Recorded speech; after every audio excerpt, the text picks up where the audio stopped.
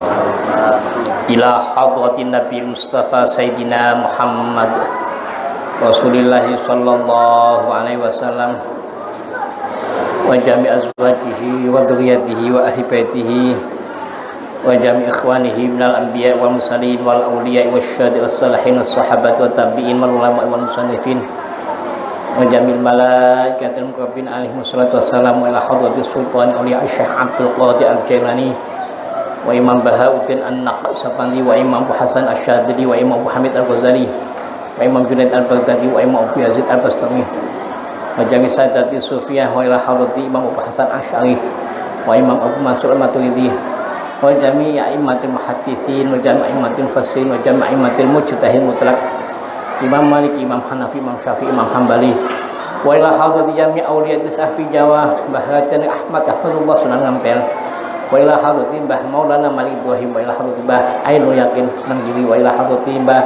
Raden Qasim wa ila hadrati Sunan Derajat wa ila hadrati Mbah Maulana Maktum Sunan Bonang wa ila hadrati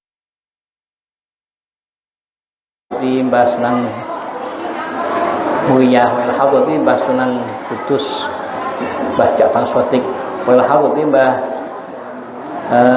ila hadrati Mbah Sunan Kalijogo wa ila hadrati Mbah Sunan Gunung Jati wa ila hadrati jami'i mu'assis jam'iyah Nahdlatul Ulama kullihim khususan Mbah Khalil Bangkalan, Mbah Yai Hasyim Asy'ari, Mbah Abdul Wahab Hafizullah, Mbah Bismillah, Mbah Abdul Hamid Hafizullah wa ila hadrati jami' mu'assis ma'ahid Indonesia min ahli sunnah wal jamaah wa ila hadrati jami' abaina wa ummahatina wa ajdadina wa jaddatina wa li masyayikhina wal jami' ashabil huquqil wajibati alaina wa khususan khassah ila mu'allif hadzal kitab Al-Imam Abi Zakaria Yahya bin Syaraf bin Nawawi Ad-Dimashqi. Syai'ullah Al-Fatihah. A'udzu billahi minasyaitonir rajim. Bismillahirrahmanirrahim. Alhamdulillahi rabbil alamin arrahmanir rahim maliki yaumiddin. Iyyaka na'budu wa iyyaka nasta'in ihdinas siratal mustaqim. Siratal ladzina an'amta 'alaihim ghairil maghdubi 'alaihim waladdallin. Amin.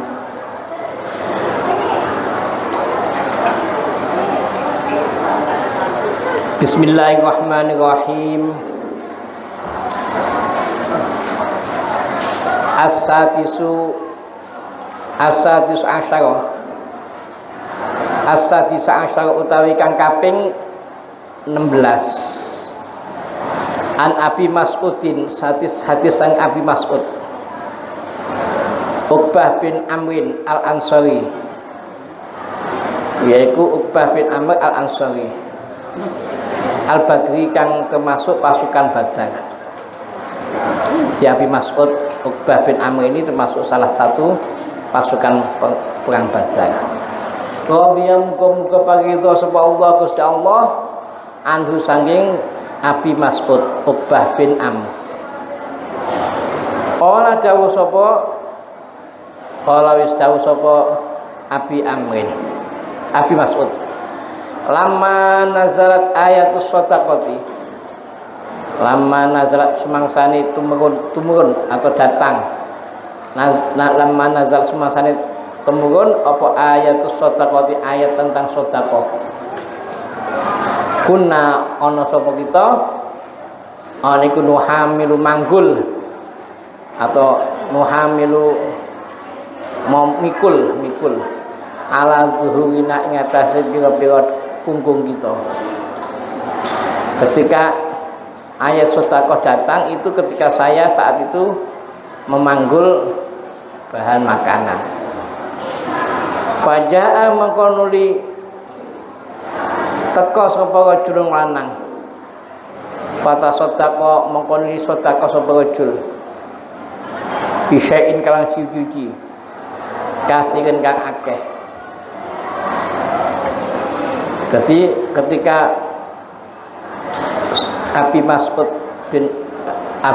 Uqbah bin Amrin itu ketika memanggul sesuatu, tahu-tahu ada laki-laki yang bersedekah dengan sesuatu yang banyak, entah kurma atau mungkin gandum banyak.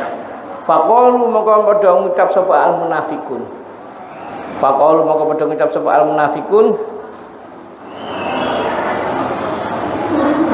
Ngucape murain oh ai hadza utawi rajul wa ai hadza iki rajul iku murain wong kang pamer utawa bahasa Jawa yang lain riya itu pamer. Murain pamer. Ai hadza utawi iki rajul ai hadza utawi iki rajul iku murain wong kang pamer. Jadi ketika ada orang sedekah dengan sedekah yang banyak disuzoni oleh orang munafik, paling itu pamer, hanya dari pencitraan saja, mencari pujian sesama manusia. Wajah alan teko maneh sapa rajul lanang akhau kang liya. Fata sedekah mongkon sedekah sapa rajul akhau bisoin kelawan sakso sak centang. Bisoin kelawan sakso. Faqalu mongkon ngucap sapa al munafiqun.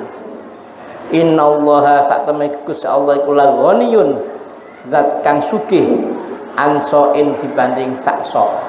Mosok Gusti Allah sugih mek dikai ibarate mek sedekah mek hanya sebatas sak centang.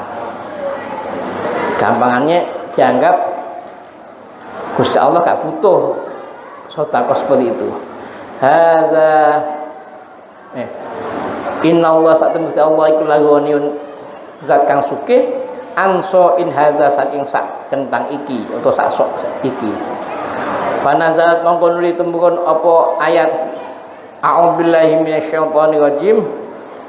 Bismillahirrahmanirrahim. Alladzina yalmizunal mutawwi'ina minal mu'minina fis shadaqat walladzina la yajiduna illa juhdahum. Al-ayah surat At-Taubah ayat 79.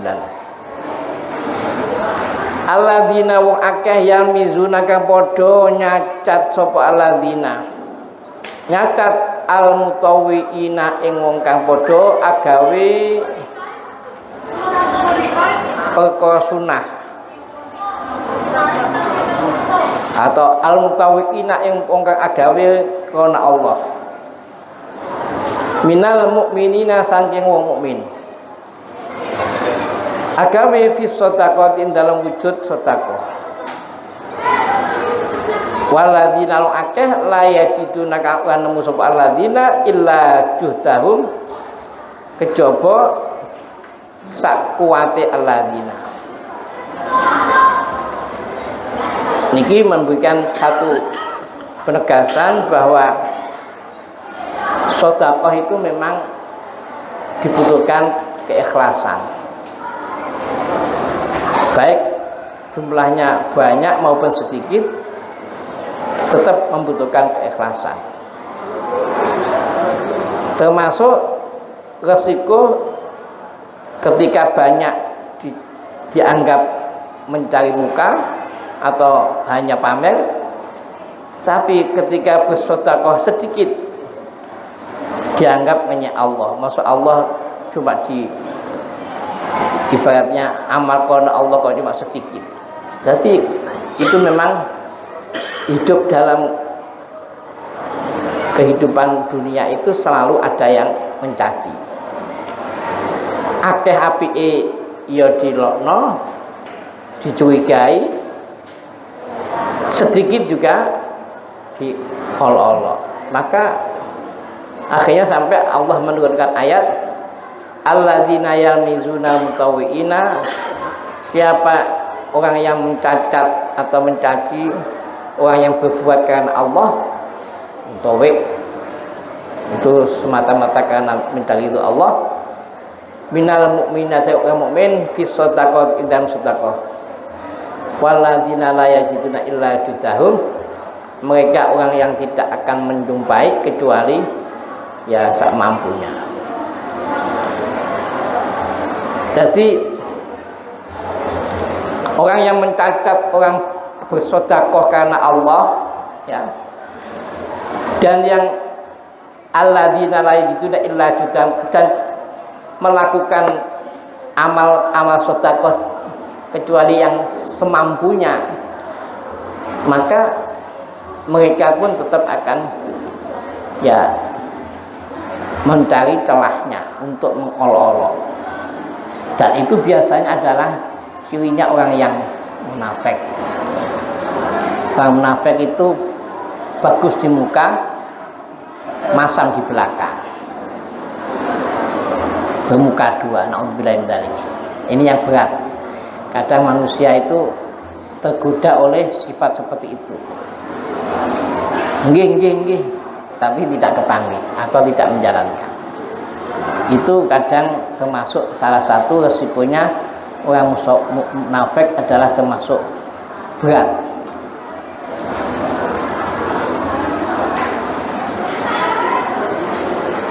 Dalam sedekah juga tidak, ibaratnya banyak dan sedikit itu kata kuncinya adalah diterima tidaknya adalah pada keikhlasannya.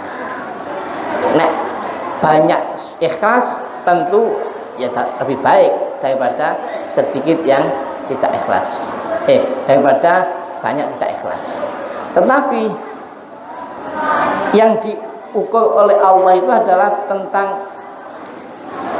ketulusannya, semata-mata karena Allah. Maka ya tentu semakin tulus dan semakin banyak, ya semakin banyak pula nilainya.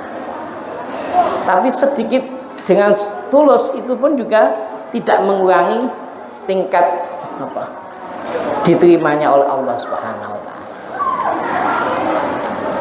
Cuma kadang tercipta apa-apa sedikit, yang penting ikhlas.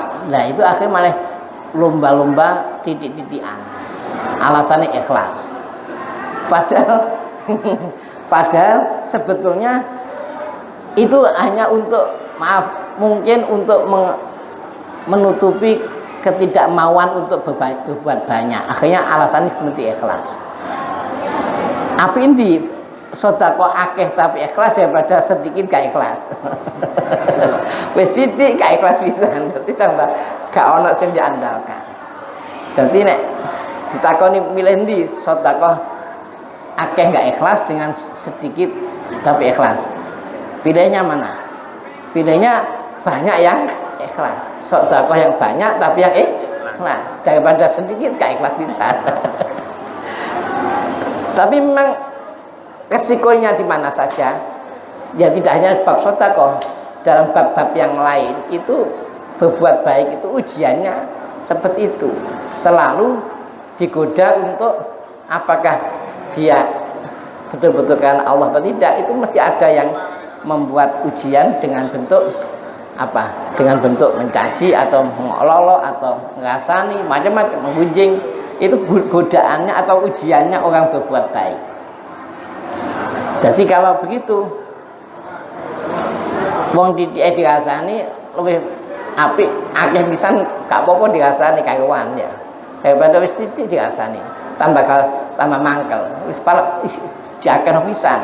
Padha-padha dirasani. Padha-padha digunjing, padha-padha digunem, wis gak apa-apa sing akeh pisan. Sing penting kata kuncinya adalah keikhlasan karena Allah. Tetapi ikhlas gak bisa diukur dari lesannya, tidak bisa. Ikhlas ada dalam niatnya, dalam hatinya, ketulusan itu. Ini memang zaman-zaman Rasul saja sudah ada orang yang mencaci atau mencibiri atau menggunjing masalah orang berbuat baik. Sing akeh dianggap mencari muka, sing sedekah sedikit dianggap Allah gak butuh sedekah sakmono ya kan. Allah gak butuh. Meskipun banyak pun juga gak butuh. Allah itu bukan yang diminta itu sedekahnya, bukan, tetapi apa? Tingkat kepatuhannya, ketaatannya, kemauan mengikuti perintahnya itu yang dituntut atau yang diminta oleh Allah. Dengan mau menjalankan perintahnya itu dianggap sebagai hamba yang betul-betul menghamba atau yang betul-betul taat kepada Allah. Tapi yang diminta itu bukan jumlahnya, bukan materialnya, tapi yang diminta oleh Allah adalah ketaatannya atau kepatuhan kepada perintah Allah, itu yang diminta.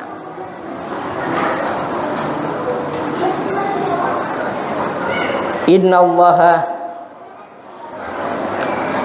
dalam ayat disebutkan bahwa Allah tidak menerima dagingnya atau wala lukumuha, ya, tidak menerima dagingnya, wala dima'uha, dan tidak menerima darah sembelihan kambing, tapi yang walaki yanalhu taqwa, tetapi yang dituntut atau yang diminta oleh Allah adalah ketakwaannya. Jadi kalau sampai menyembelih kambing, kurban kambing atau unta atau sapi, itu Allah bukan berarti meminta dagingnya atau darahnya hewan yang disembelih itu, walaki yanalhu taqwa, tetapi yang diminta adalah ketakwaannya. Jadi kepatuhan itulah sebetulnya yang sangat dinantikan oleh Allah. Sama dengan orang tua, melihat anaknya itu bukan seberapa besar dia memberikan kepada orang tua, tetapi seberapa besar bentuk perhatiannya anak kepada orang tua, seberapa besar ketaatan anak kepada orang tua. Jadi itu lebih bermakna ketaatannya dibanding wakil tapi sambil, ya misalkan mengasuh orang tua banyak tapi sambil diungkapkan perasaan yang tidak menyenangkan. Itu orang tua tidak dibutuhkan, itu bukan yang dibutuhkan itu. Kebahagiaan orang tua itu apabila anak patuh kepada perintah orang tua, itu adalah kebahagiaan tersendiri. Ini hadis yang ke-16. Asabi asyarautai kang kaping 17. Tadi mutafakun alaih, berarti hadis itu betul-betul sahih yang disepakati oleh Imam Bukhari Muslim. Asabi asyarautai kang kaping 17 iku an Abi Sa'id Abdul Aziz, yaitu saking Sa'id bin Abdul Aziz, an Rabi'ah bin Yazid, an Abi Idris Al-Khawlani. Jadi sebelum dari Rasulullah, ya, itu lewatnya adalah pertama yang menceritakan ini Sa'id bin Abdul Aziz. Sa'id bin Abdul Aziz dari mana? Dari Rabi'ah bin Yazid. 2. Rabi'ah bin Yazid dari mana? Dari Abi Idris Al-Khawlani. 3. Abi Idris Al-Khawlani dari mana? Abi Dzarin Jundub, ya, Jundab bin Junadah. 4. Radhiyallahu anhu. Baru Abi Dzarin Jundub bin Junadah ini dari anin Nabi sallallahu alaihi wasallam, dari kanjeng Nabi Muhammad sallallahu alaihi wasallam. Jadi 5. Ternyata Nabi dari mana? Anillahi ta'ala, anillahi tabaraka wa ta'ala, dari Allah langsung kepada Nabi Muhammad. Namanya hadis qudsi. Nabi Muhammad kepada Abi Dzarin Jundub bin Junadah, kemudian sampai kepada Sa'id bin Abdul Aziz. 6 sampai kepada Rasulullah. Nah, ani Nabi sangkanya Nabi Muhammad SAW fima in dalam riwayat atau fima in dalam hadis yang kami riwayataken sapa kanjeng Nabi anillahi saking Allah Ta'ala. Jadi memang Allah memberi wahyu kepada Nabi Muhammad itu macam-macam caranya. Ada yang lewat malaikat Jibril, yang paling banyak atau yang sering kita dengar adalah lewat malaikat Jibril, berarti melalui perantara utusan malaikat Jibril. Ada yang lewat mimpi, jadi dalam mimpi itu terus dapat wahyu.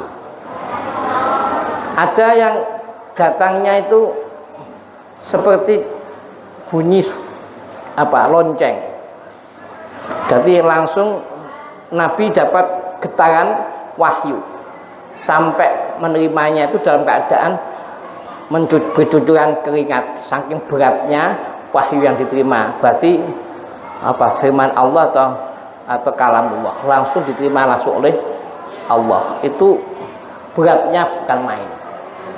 Sampai digambarkan dalam hadis Jawahir Bukhari bahwa Nabi menerima hadis yang seperti itu langsung, walaupun musim dingin itu bercucuran keringat, saking abote nompo wahyu.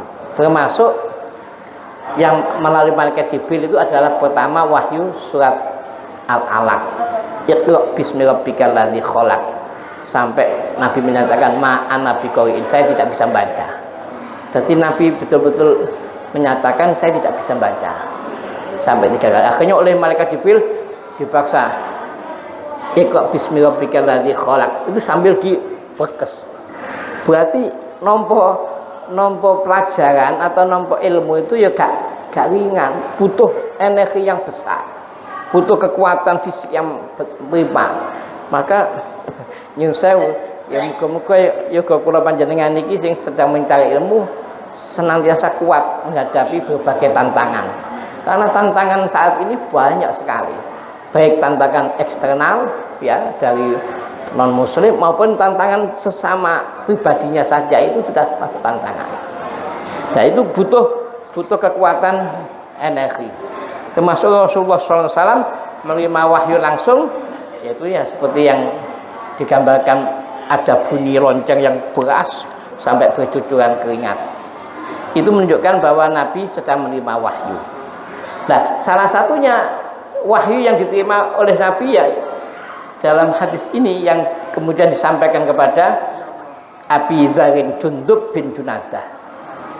Apa isi hadisnya? Annahu sutune kelakuan atau annahu sunni Allah Ta'ala qala firman, berdawu sama Allah, ya ibadihi kaula ingsun.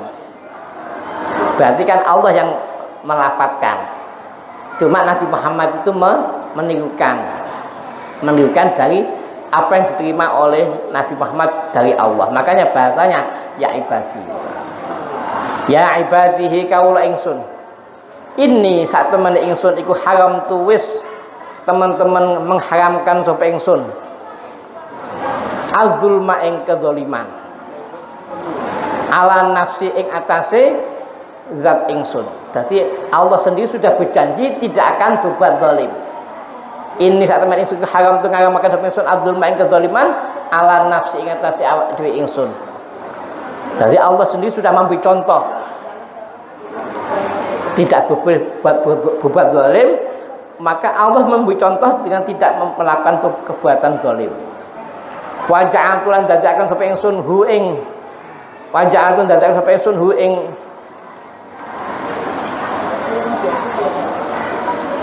zalim bainakum antarane sira kabeh muharraman ing diharamaken. Demikian juga saya menjadikan antara kalian semuanya hamba Allah muharraman, yaitu yang diharamkan. Jadi perbuatan zalim itu termasuk diwanti-wanti oleh Allah. Sampai Allah sendiri sudah memberi contoh, saya tidak akan berbuat zalim. Maka demikian juga di antara kalian jangan sampai ada yang berbuat zalim. Fala tadzalamu muka aja padha agawe zalim sapa kabeh ya ibadihi kaula ingsun. Oh ya ibadi ini ikut yang belakangnya. Maka bahasanya ini haram dzulma ala nafsi, saya sesungguh-sungguh betul-betul mengharamkan diriku sendiri untuk berbuat zalim. Wa ja'altuhu bainakum haraman fala tadzalamu, dan saya pun juga menjadikan di antara kalian berlaku tidak boleh saling berbuat zalim. Ini maknanya kezaliman itu adalah sesuatu yang sangat berat atau sangat membahayakan. Nek secara tekstual makna zalim itu sendiri adalah ya apa? Makna secara tekstual az-zalim adalah mahlu fi ghairi mahali atau watu syai'in fi ghairi mahali, menempatkan sesuatu yang tidak semestinya, itu namanya zalim. Contoh kecil misalkan, mestinya kopiah itu diletakkan di kepala, lah kok digawe sepatu, ambek kopiah digawe sepatu ya gak pas, zalim itu. Itu secara harfiah. Tetapi makna yang secara lebih luas, makna zalim adalah di mana ada pihak yang dirugikan tidak pada tempatnya. Ada yang dirugikan di mana merugikannya itu adalah mengurangi atau haknya ada yang diinjak-injak. Itu termasuk kezaliman. Sampai demikian pentingnya atau demikian wanti-wantinya Allah kepada hambanya untuk tidak berbuat zalim, Allah pun memberikan fasilitas. Apa fasilitasnya? Ketika ada orang yang merasa dizalimi sampai tidak terima, maka kalau mengadu pada Allah, berdoa mustajabah tanpa penghalang, tanpa nunda-nunda. Begitu ada orang yang dizalimi, di mana yang dizalimi itu tidak terima, mungkin sudah mengadu, sudah menyatakan kepada yang menzalimi jangan begitu, masih tidak direken, kok sampai mawadul pada Allah, Allah akan langsung mengijabahi. Itu kekuatannya zalim atau kekuatan orang yang berdoa di saat dizalimi. Maka kita sebagai hamba Allah hati-hati, jangan gampang-gampang menzalimi orang lain. Kadang sok berkuasa atau mumpung berkuasa akhirnya memperlakukan sesuatu yang tidak adil. Itu termasuk zalim. Jadi harus ya bijaksana. Ketika ada yang disakiti atau dizalimi, katakanlah dilakukan tindakan yang sepihak, tahu-tahu digusur gitu aja tanpa ada solusi. Sementing awak pindah, mau urusan kamu pindah nanti, nggak ada penyelesaian, nggak ada dialog. Itu kan termasuk perbuatan zalim semena-mena. Kalau sampai yang diusir atau yang digusur itu mengadu kepada Allah, dimanapun kapanpun, apakah itu beriman pada Allah atau tidak, Allah langsung mengiyakan, menjawab. Dan itu saya sering mengamati, ada orang kok menzalimi A, saya amati, Allah yang mengambil, kok yang dizalimi itu nampak tidak terima, itu kok wadul pada Allah. Bahasanya itu dibayar cash, bahasanya dibayar cash langsung.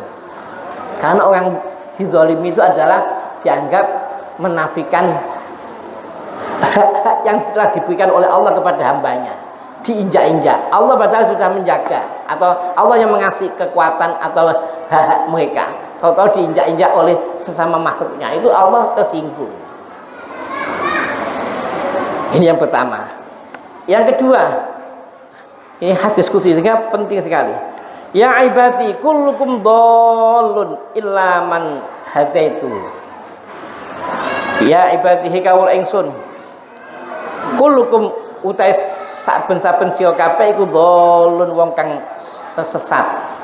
Ku dhallun wong kang tersesat illa man kejaba wong hadaitu kang aweh hidayah sapa ingsun. Jadi sebetulnya manusia semuanya, besar kecil ya, tua muda, pokoknya semua laki-laki perempuan semua itu punya potensi berbuat sesat. Yang termasuk yang ngomong ini punya potensi berbuat sesat. Maka Allah memberi fasilitas ilaman hati itu, kecuali yang Allah kehendaki untuk diberi hidayah. Tetapi kok ternyata mungkin belum merasa dapat hidayah, ada kesempatan fastahduni ahdikum, maka kalian semua hendaknya minta petunjuk kepadaku, pada Allah maksudnya. Fastahduni mongko padha njaluk hidayah sapa sira kabeh ni ingsun ahdikum mongko bakal aweh hidayah sapa ingsun, menggunakan pakai adayudi ya. Jadi pasti Allah akan memberikan hidayah, tapi kudu teman-teman njaluk hidayah. Ini fasilitas. Karena pada hakikatnya setiap manusia ini punya kemauan, punya potensi berbuat salah, punya potensi berbuat tersesat, punya potensi berbuat ya zalim juga. Maka kita harus mengibadah pada Allah. Sewaktu-waktu habis sholat kita tetap minta. Makanya wajib sholat itu minta petunjuk pada Allah. Contohnya apa? Buktinya membaca Quran. Kalau sholat wajib membaca surat Fatihah. Dalam surat Fatihah ada kata-kata ihdinas siratal mustaqim. Berarti apa? Kita setiap hari tidak kurang daripada 17 kali kita minta petunjuk pada Allah. Itu yang dalam sholat wajib, belum sholat sunnah. Belum habis sholat juga kita minta petunjuk pada Allah. Belum lagi mungkin di tengah jalan ketemu temannya, aku jaluk tolong, jaluk dongo sampean muga-muga aku tetap jalan yang baik. Itu kan banyak sekali potensi-potensi untuk kita selalu minta petunjuk pada Allah. Maka kalau kita terus telaten minta pada Allah hidayah, maka pasti Allah memberikan jawaban fastahduni ahdikum. Maka mintalah kalian pertolongan atau hidayah kepadaku Allah ahdikum, maka aku pasti akan memberikan hidayah kepada kalian. Ada yudi. Jadi ini menunjukkan bahwa fi'il madhi itu jawabannya adalah berarti sudah sesuatu yang akan terwujud, ya pasti terwujud. Ya ibadihi kawula ingsun, ya ibadihi kawula ingsun, kullukum ja'iun illa man at'amtuhu. Ya ibadihi kawula ingsun, kullukum utai saben-saben sira kabeh iku ja'iun wong kang lapar, wong kang luwe. Luwe itu wetengnya kosong. Illa man at'amtu, kecuali wong sing aku aweh makan, aku kasih makan. Jadi berarti kula panjenengan semua makan itu bukan karena kita mampu cari makan, tapi karena Allah berkehendak dikasih makan. Banyak orang gak bekerja tapi bisa makan. Tapi juga banyak orang punya kekayaan gak bisa makan, juga ada. Berarti apa? Maknanya bisa makan atau dapat makan dan tidak itu semata-mata karena kehendak Allah. Maka bahasa jinya adalah fastat imuni atimukum. Ut imukum. Fastat imuni maka padha njaluk panganan sapa sira kabeh ni ingsun, ut imukum maka bakal aweh makan sapa ingsun kum ing sira kabeh. Oh, dadi tangi turu kok luwe. Itu berarti kan kita memang dikatakan kulukum ja'un, setiap kamu pasti lapar. Ya, maka di situ bahasanya illa man at'amtu, kecuali yang aku memberikan makanan untuk mereka.